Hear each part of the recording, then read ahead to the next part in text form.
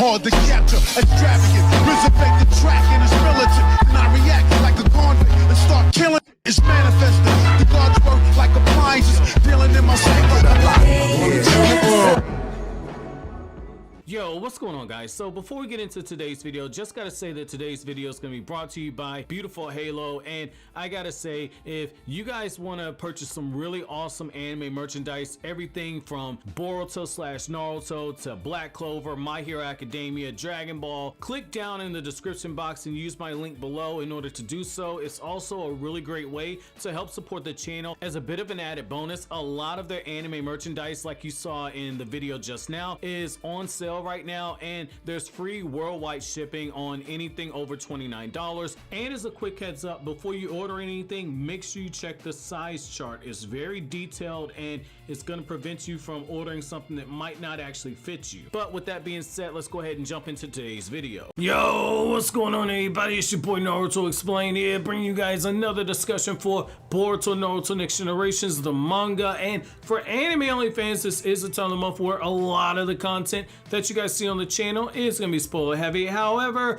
if you're still here, I'm assuming that you guys have read the last Boruto manga chapter and you guys don't care when we talk about spoilers. So I want to do something that I think needs to be done now that we've had the last Boruto manga chapter and we've been getting more Kawaki's experiences in the actual anime, which is we need to put some respect on Kawaki's name. And I think that we need to say that Kawaki is hands down probably the best thing that's ever happened for the Boruto manga. Now, I want to even go a step further. I want to say that so far the character's been perfect, and I don't use that word lightly. I know somebody can probably tick off a few character flaws and imperfections and bring up the fact that the guy probably always remembers something at the last minute, but what I will say is that from a narrative perspective, Kawaki is probably the best thing that's happened to the manga, because the first thing that he does is what you actually want. So for an actual sequel series, one thing that you want is you want to give fans of the original series something that they can kind of hold their hat on and say, hey, this kind of makes me feel like this about the old series, but hey, this is completely different. And so you've had people, and I've seen it with the anime only fans who are reacting to all the information we got about Kawaki in the anime. They've tried to liken Kawaki to being Boruto Sasuke, but as you read the manga, you realize that he's not necessarily Boruto Sasuke, but instead he's something completely different. And I think that that's where the true perfection in Kawaki's character lies, is the fact that from the moment that he showed up in the chronological order of the timeline, so after the Owl battle, from the moment that he showed up, the conflict and tension has been constantly raising, and he's been a magnet for all hell breaking loose. When Kawaki shows up, he has to battle against Garou. When he goes into Konoha, he has the moment where even Naruto's looking at this kid and is having a little bit of issues with him, and Naruto has to kind of scare the wrath of Naruto Jesus in him by going into his chakra mode and make Kawaki all of a sudden say like, hey, this guy is almost as scary as Jigen. That was your first real sign right there that Jigen wasn't anything to actually play with. And since then you had people like Delta come to the village, Jigen's come personally for Kawaki. You've seen how Sasuke's lost his rinnegan, Naruto's lost the power of the QB, Boruto had gotten into a situation where he transformed into Borutoshiki. And what's been common for all of these moments is that Kawaki has either been directly responsible or he's been right there in the actual moment. And what I like about this is the fact that you're in a situation where this character is clearly a catalyst for all the things that are coming. Code's major beef is, yes, with Boruto, but he harbors a lot of resentment when it comes to Kawaki. That's one of the first things that Amato says. It's like, yeah, this dude, he resented the fact that Kawaki not only survived the experiment but had a body that was compatible, but he resents the fact that this dude hates that he's going to be a vessel for Ishiki, and that's something that Code even says in the anime himself that he would gladly give his life for. And so between that and between what you're seeing in the anime, to where he has this moments to where he goes up against Team 7 and outsmarts them. He has a couple of moments where he's lashed out Sumire. He ends up attacking Naruto by accident, and all these little small things. Kawaki is constantly being used as a way to actually raise the stakes. And I think that one thing that a lot of people are not talking about is the huge divide that is growing between Boruto and Kawaki that needs to be brought into focus right now. Because when you look at what's being done right now, obviously Kawaki cares a lot about Naruto and he cares a lot about Boruto, but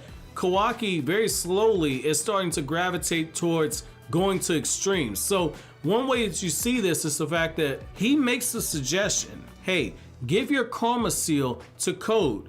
You're gonna die anyway. Momoshiki's probably gonna come back.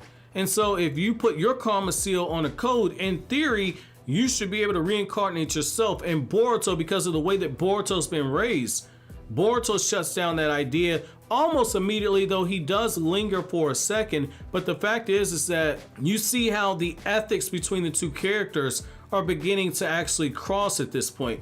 Kawaki's at a very vulnerable state to where he can go left or he can go right. It just depends on who blows him in which direction. And I think that's something that Sasuke took note of, because Sasuke, when Kawaki is making the suggestion that he's going to kill everybody that has karma and find a way to actually free Boruto of it, Sasuke looks at Kawaki with his good eye, because he ain't got two eyes no more.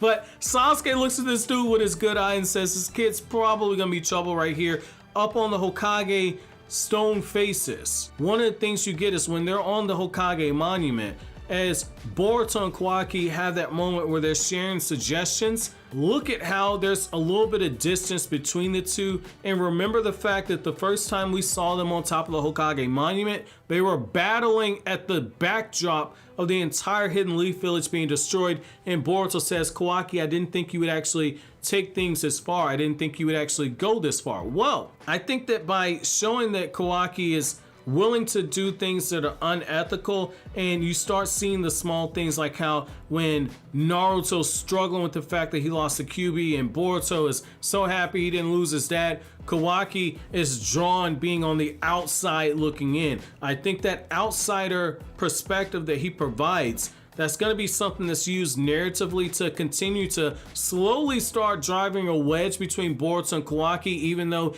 it appears as if they are starting to actually get closer. I think that Kawaki's ethics are going to be the thing that ultimately drives that huge wedge. I think Kawaki's gonna make a suggestion, or he's gonna carry out an action that Boruto is not gonna actually be on board with. And I think that because of how Kawaki is as a character, I think that what he's gonna do, like you saw in the episode with the dog, where after Sumire was taking care of the dog and healing it, and all this stuff had occurred, Kawaki was not above actually using violence. And just before she actually shows up, because that dog had tried to take care of Kawaki, because that dog had warmed itself inside of Kawaki's heart, once Kawaki sees that dog could attack and gets his stomach sliced and basically gets what could be a fatal wound, what you end up seeing is that this dude immediately starts using the ninja tech on his arm and is getting ready to actually attack the shopkeeper, and he's using violence. He's able to flip the switch right away, and it took Sumire actually showing up to actually calm that situation down a little bit. Well, Boruto's not a dog by any stretch of the imagination, but the fact is that Boruto is somebody that he is willing to actually protect, and it's the same thing with Naruto. I think that something's going to happen where one of these two characters either has their life in danger, or Kawaki feels like he needs to do something to actually protect them. He's going to cross a moral line, and I think that that's going to be the catalyst for Boruto and Kawaki falling out. However, I want to know from you guys, do you guys agree with me that Kawaki's imperfections and the way that he's being handled in this manner is actually something of an accidental stroke of brilliance? Let me know down in the comment section below. But as always, guys, if you like anything I had to say, don't forget to comment, rate, subscribe, and share. Thank you so much for watching on to the end. Have an awesome day, guys.